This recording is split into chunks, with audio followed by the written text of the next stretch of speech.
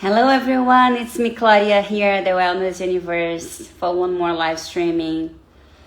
Today I'll be interviewing Jean and Bradford, other authors for the new book coming up, 25 Tools for Transformation. The book will be launched in July 8th. Bradford is here. I'll accept him. And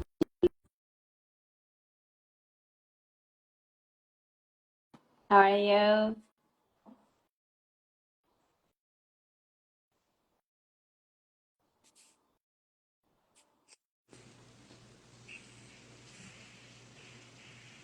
Hello. How Hello, Claudia. are you? I'm doing well. How are you? I'm doing well too. Thank you. Thank you for being with us today. Oh, Super I'm so excited for this excited. conversation. I'm so excited. Thank you for hosting me. Of course. I'm waiting for Jean. I'm just invited her as well to join us. Let's see if she's ready for us to.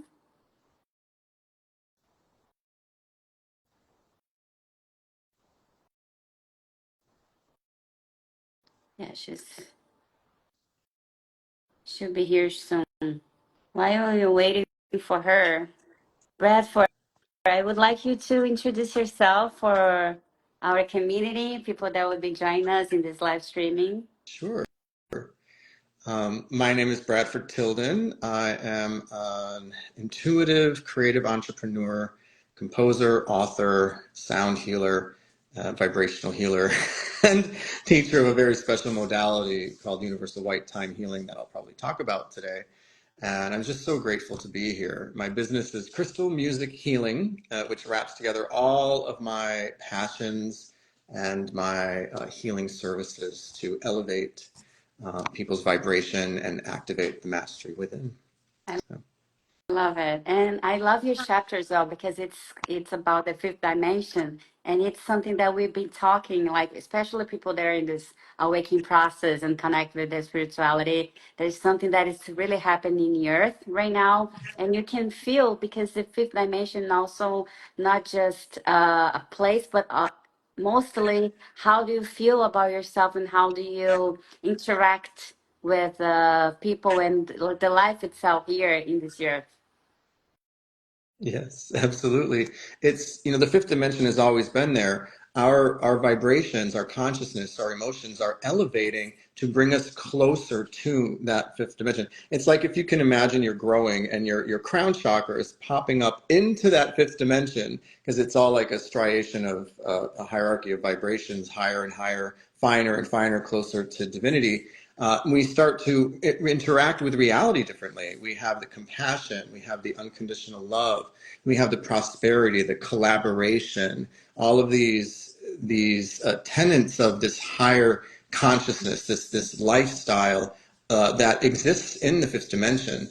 And it's so exciting to see people waking up and plugging in and coming online and having those transformations as they shed the lower versions of themselves through healing and transmutation. Yeah, I love that. Even in here, when you say the earth, like the third dimension, right? Where you have like time and Hmm. space, the realm of time space, you can experience the fifth dimension, as you're saying, as energy that you can feel even here and try to manifest the best life for you in this moment here and now. Yeah. Yeah, it's so easy now for anyone to tap into it just with a shift in your awareness Mm-hmm. and to tap into the divine time, which is beyond linear time. Yeah. It's multidimensional and it's nonlinear. And that's where miracles occur.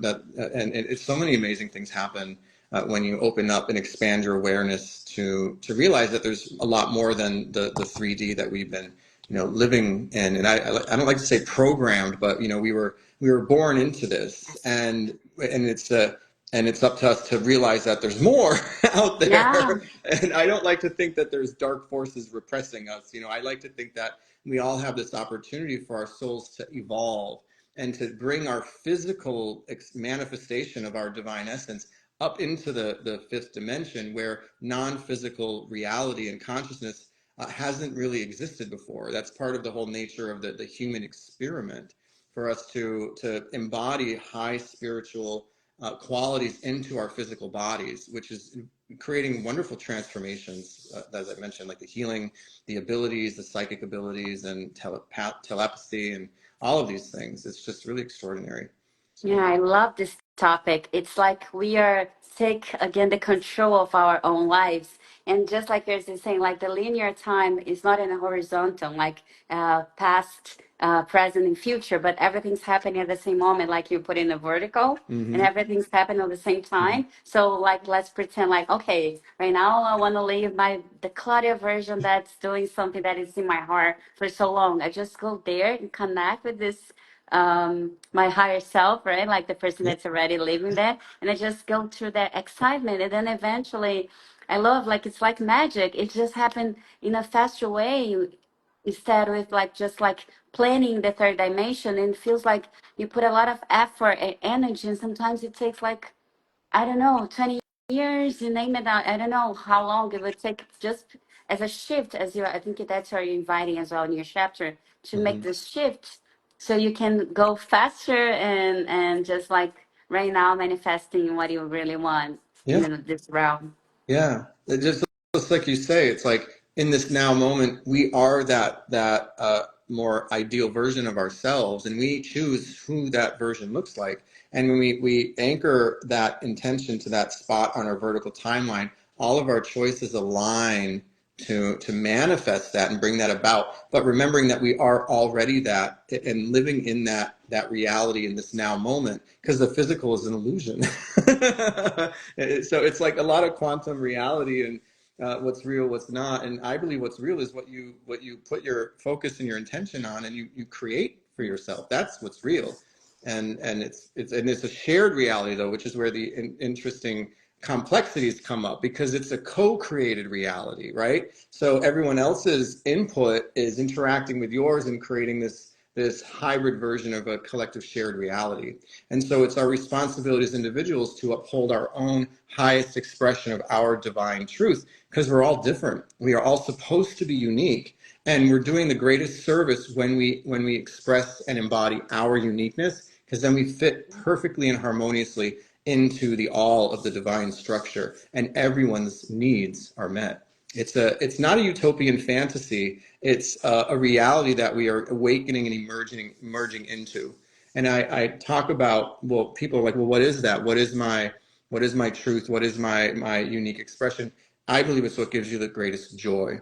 And it could be more than one thing, but joy is really the guide. Joy is the barometer. It's such a high, elevated expression of love, of self-love, of expression. And expression is creation, and creation is giving back to the creator, to the God, to the source. So, yeah. Love it. So embrace your joy, pursue it, and believe with all these ascension energies coming down, it's possible to transform your life by a simple shift of awareness and perspective. I Yeah. love it. Yeah, and it's quite the opposite way that you're saying. I agree with you about. I'm not sure about same program, but the third dimension call us to instead of following this joy that you're saying, it's like the suffering, the pain, or it has to be hard, right? It's like actually the opposite. Yeah. I mean, well, pain is a teacher, right? Your body, Yeah. your knee hurts. Oh, I better, wrap it or ice it or do something to it, right? Pain is a teacher. Hmm. Emotional pain is a teacher too, because you're getting out of alignment with your soul's truth. It's like you're stretched so thin, and sometimes it breaks, and your soul fragments, and then you have to do a lot of shadow work to reintegrate and reclaim. And unfortunately, the lower, the lower expressions of the human we can see violence, war. I don't like talking about these, but they're real. These are expressions that are results of fear and belief in lack and greed and imbalance, and they're part of the journey of our soul's evolution. And they do exist in lower vibrations, because once you get to the higher vibrations, you understand the true abundance of the universe, and that there's so much space for everyone to live harmoniously. Like, the atom is 99.9% space. I mean, there's Yeah. so much space that we can all occupy, and people are just fighting over, like, little minuscule territories, which is such in my opinion, an outdated, old third dimensional way of survival, right? That's how tribes survived. But we don't have to do that anymore. We don't need to. In fact, we can't. The answer to our species evolution is co-creation and coexistence. Yeah. Oh, there is a few comments here. Joy is the better mirror. And when we are in joy, we are connected with our true essence. Beautiful. Love it. Yes. Mhm. And you're saying about frequency, and I think it's also connected to your chapter in your journey with the South Healer, because we can use the sound not just for you're saying like about to raise our frequencies, but also when you invite us for cleaning your channel for clearer communication. Is that a connection with that? Because I have a feeling that I haven't read, of course, the chapter yet, and I cannot wait for have the book. But it has a connection with that, like these frequencies, or use the sound for as a tool for you to go to this cleaning channel to have like this connection with what you want for your life and having this turning point to connect with the fifth dimension. Ooh, yeah. Personally, I do use vocal toning as a personal wellness tool. And it's just one of the dimensions of my offerings for people. I call it transformational voice coaching. But basically, it's very simple. You inhale and you make sounds, you make tones. And it's a meditative practice that you do uninterrupted. So you inhale and then a complete sound as much as you can on the exhale, and then inhale and exhale over a period of time. The toning, the sound plus duration, over a period of time equals transformation. And what happens is when you vibrate your body, all emotional blockages, even minor ones of like a disgruntled moment when you're driving or whatever that you don't process, it just gets stuck in your aura. And when you tone, your toning clears out all these blockages that accumulate in you. We have to dust our house constantly because it accumulates, right? And you see what happens if you neglect a corner, cobwebs, spider webs, right? That happens to our auras too. And our channels, our crown chakras, our chakras, they all experience trauma to varying degrees, which gets locked in there as frozen energy, and the toning vibrates that out. And in my chapter, what happened was the correct experience created the correct frequency to unlock 12 years of repressed grief and sorrow. And then it all came out as an emotional release. Now, you don't have to have such a volcanic cathartic release to clear your channel through daily or weekly or hiring the maid on the every month, which in my version is going to a sound healing once a month, right? You clean your field and your channel, and you're pure and you're aligned and you're not distorted. So you can have the true experience of reality according to your soul's configuration of how you're best to interact with the opportunities at hand. And that's really the practice, is to maintaining that clear channel by processing healthily, primarily emotions, which get stuck more than anything in our bodies and our energy fields, simply because of the culture of the reality that we live in.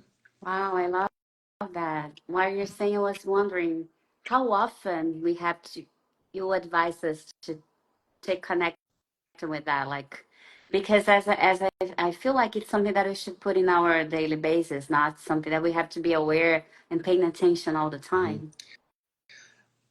It's something I do sound when I do sound healings, group sound healings, I do multiple ones a week. That's also Mhm. my opportunity to clear and reset. So I have it woven into my professional reality. But I do tell people in the car, we're in the car all the time. Turn off the radio and start toning, because the windshield is really good. It bounces it back and it makes it stronger, and you can achieve more with less time. Like even like a 45-minute commute, you'll be a different person if you start toning in your driveway and you stop toning when you pull into your parking spot. Like you'll be so grounded, centered, embodied. You'll take everything in as it is, and your day will be just so much more rewarding and fulfilling through that awareness that you've given yourself.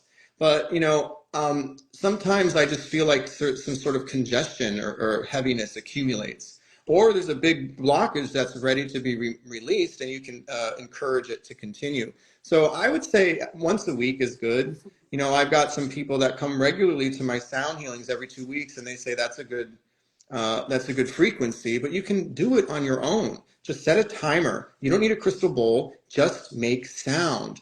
And even when you start, you're going to come up against your own self-criticism, judgment, self-consciousness, limitations, judgment over your own voice. These are all opportunities to heal your relationship with yourself. Inherently, when we are born, we love ourselves unconditionally, and then we start to not. And our healing journey is to return to that primordial manifestation of pure, unconditional self-love. And some of us choose to facilitate that, or assist that for others. You know, the light workers, the healers, the empaths, the psychics, all these people that have chosen to dedicate their life to service and helping others return to that self-love. So the Wow. sound is so beautiful. It's such a simple thing, and we all have a voice. We all have a mouth. We all breathe. Every breath is an opportunity to make sound. Every breath. Yeah, and also like our own voice is something that's very familiar to us. So whenever you're using our voice for that, I think it's even more powerful when someone else is doing it for us. I agree 100%. Yep. Yep. Um, 1,000%. Yeah. The next thing, Tony as a drive. Also, one more thing I like about this tip about driving, it's different from whenever like you're doing meditation or something else that you have to be connected and be paying attention. So driving could be something not that you want to do because you want to be safe while you're driving. But Tony is, as you're saying, explaining, instead of listening to music, just stop for a second and just use this in your own benefit. Mm-hmm. Yeah. I'm sure you can decrease the amount of road rage. Uh, yeah, yeah, it's beautiful. The other thing I've discovered is body awareness. Hmm. When you really feel and experience the sensation of the sound leaving your body and your body just gently compressing, you can really learn where your holding patterns are, your stress patterns, misalignments, and you can really work with the breath on the inhale to open those up. I mean, you can give yourself a massage using your breath from the inside. It's really quite extraordinary when you get into that level of awareness to your own body and the sound. Yeah. I always like to ask this kind of questions because here we are the wellness universe, and the majority of people that follow us is people that's already in this process of the taking care of their self, like not just as your physical body and mental body, but mostly your spiritual body as well. But we are also like here in the live, we attract people and new audience and people that are just starting this process in the awakening process. Why do you think it's sometimes it's hard for us to think about all of these topics that we are talking since the beginning of this conversation? Why sometimes it's so hard for people to understand that is exactly this is the best way and feel like sometimes kind of is stuck in this third dimension? Unfortunately, I think a lot of it is conditioning and repetitive bombardment of like the pharmaceutical companies, right? This is a pill taking culture. Even a lot of the holistic remedies are still pill taking, and there's not very much interaction and engagement with your own body and your own energy and your own internal search. It's a juxtaposition that initially needs to reach outside for guidance. I think the best guides and mentors, they teach you how to fish. They don't give you the fish. I'm very stubborn when I work with people. I don't reveal the answer to them. I know I see it, and I see it on the precipice, but they need to have the awareness and the awakening, the aha moment themselves, or in my opinion, it's meaningless. I never tell people what they need to hear. I don't deliver the messages. I teach them how to clear their channels so that they can Yeah. receive their messages from their guides. Because my guides, we'd have a different idea what their guides want.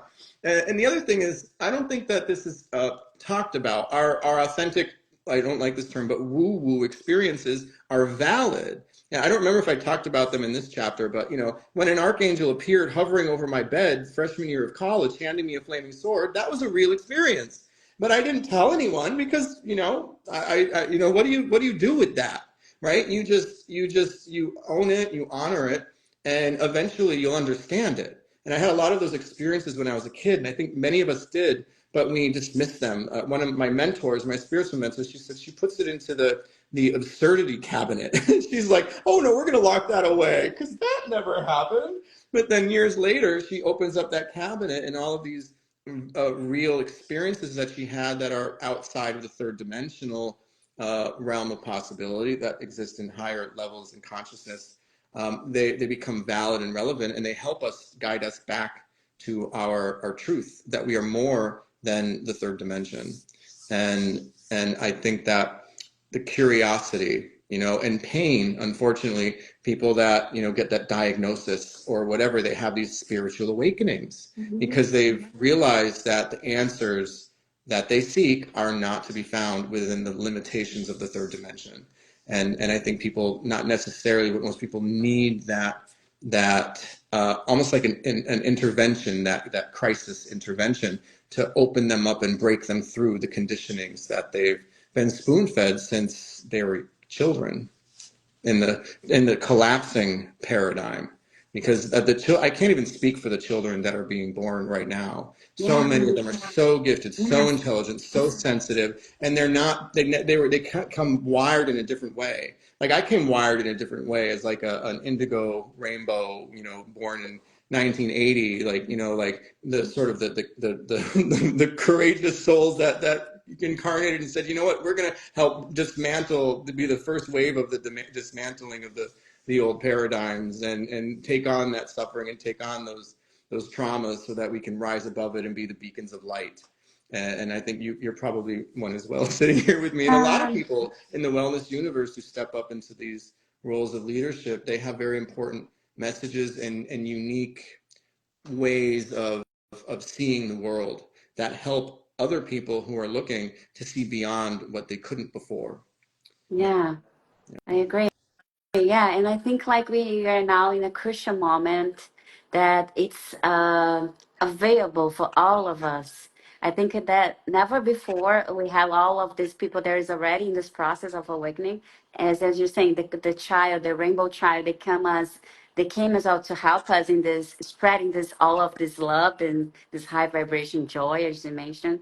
And I think like if you just want it, it's kind of easier now because it's available and you just like I don't know, just as you're saying right now this conversation while you're saying there is a lot of things that came to my mind, and there's like, oh, when you're saying about the child, that's why sometimes we have to heal our inner child because she or he in your case has the answers that we are looking for our whole life. It's just there, just you just go there, and then again, it's happening at the same time. It's not in the past, so it can go there anytime and heal her. Yes, it's true.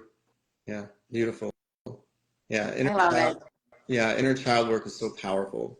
It's so rewarding. Like I really encourage people to embody the true alchemy of the forgiveness prayer, which I'm sure you're familiar with. I'm sorry, forgive me, thank you, I love you is the standard. And what it really is, it's a mantra and a vibration. And everyone that I talk to, I ask if they do forgiveness. Oh yeah, I forgave that person. And then I say, have you forgiven yourself? No, I didn't. And then people forget. For me, the forgiving yourself is the first step, and then you forgive the other person. But forgiving yourself is really forgiving your inner child for neglect, for whatever it is, for repressing of the dreams, all this stuff. When you forgive yourself, you're reaching into the heart and the soul of your inner child self, and you're releasing that trauma, and you're accepting yourself unconditionally. Again, going back to that unconditional love. So my guys just chimed and they wanted me to remind people of the forgiveness prayer and its power. And you say it over and over again, and you can bring yourself to tears. And I highly encourage you to explore that until you do, because it's a very profound transformational moment of self-healing and self-love when you do bring yourself to tears and to release that sorrow through the forgiveness prayer for yourself. It's as powerful as the toning, or maybe more so. In this mantra, the Oponopono, right? It's Correct. better for us to say out loud, as you're saying about the voice and the sounds, or you can just say like for yourself. What do you think is best? I have experimented with both, Hmm. and inside is actually as effective, Okay. especially when with your inner child. I mean, if you want to get specific, I would recommend saying it out loud when you're forgiving someone else, and saying it internally when you're forgiving yourself. So it's like fully embodied, and it becomes a vibration, like I said. Yeah, and just really amazing. And I've expanded upon it. after you do the thank you, I'm sorry, forgive me, thank you, I love you, I've expanded that to you are healed, you are forgiven, you are released, and I set you free. Because I really believe that freeing a person from that holding pattern of whatever it was, even yourself, your limiting belief of who you were, is important for you to be able to grow, to send them back and release them back into the ethers. So that's you are healed, you are forgiven, you are released, and I set you free. And to me, that really completes the whole process of the Okay. forgiveness prayer. And then use Yeah. your commands, like Yeah. I use my inner power. Right. And it's an inner power of love, of Yeah. accepting the other person as they are as well. Yeah. And yeah, it's very empowering to do that. Forgiving is one of the most empowering gestures a person can do. I love it. Mhm. Oh, Anna is here. Hi, Anna. How are you? Happy. So, about you too, you already said about some tips, but there's something else that you wanna share with us before the book launched? Well, I have a class Hmm. opportunity coming up associated with Yeah. the book, as does everyone of the other co-authors on the Live It Live, Learn It Live platform.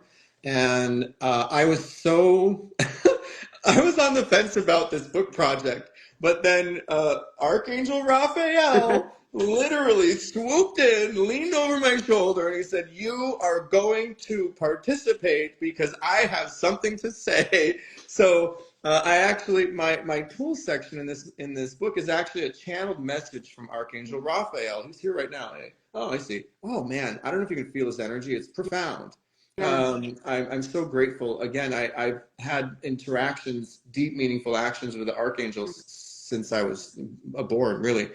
And to work with archangelic medicine is so amazing. So I have this class where we'll be doing that. We'll be doing the tool, but we'll be doing some more stuff. And there's some even higher angel beings that I work with than the archangels. It blows your mind. We're going to do a special initiation with them to connect people, the students, to these angelic beings so they can help shield, upgrade, and integrate and strengthen your channel, your essence, your identity as you continue to evolve into your higher expression of your higher self. So I'm very excited about this class as well. It's going to be in September Yeah. someday. Yeah, and all that information will be available, with everything else that this incredible book and this community is offering for people, because this really is the time to transform. Really. Yeah, exactly. It's a key moment. And 25 Tools for Transformation will be definitely another bestseller for us, Mhm. for the wellness universe. This amazing project that our CEO had, this beautiful soul. She's always also, I don't know, she's amazing, right? I'll be here talking about her forever. She is So, amazing. yeah, thank I you, feel Anna. so. Thank you, I, Jeanette. You're here. yeah. Marisa. Yeah, so 25 Tools for Transformation coming up. Thank you so much for your time, Bradford. I had like a lot of insights. I'm ending this interview with you with my heart full of joy Ah! and gratitude, and I can feel the energy of Archangel Raphael as well, like very powerful. Thank you so much for your work, everything you've been doing in this year to make this world a better place. Thank you so much, Claudia. This has been fantastic. Your light is magnificent, and it's. Thank you so much. Yeah. I hope to see you in my future. Ditto. Bye bye. Bye. Thank you. You.